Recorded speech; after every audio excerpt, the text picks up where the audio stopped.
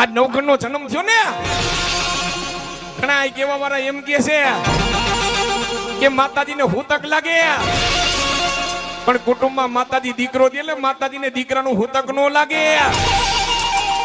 સુમલદેવ પરમારના ઢોલિયા માથે ખોડિયાલ હુયાણી થઈને ગઈ હતી તેથી હુતક નહોતું લાગ્યું. વાલબાઈ તો જુનાગઢમાં હટાણું કરવા ગઈ હતી. મારી માં ખોડિયાલ તેથી હુયાણી થઈને ઢોલિયા માથે બેઠી હતી. હો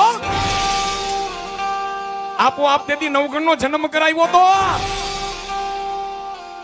તેથી મારી મને હુતક નહોતું લાગ્યું. તેથી હુતક ક્યાં ગયું હતું?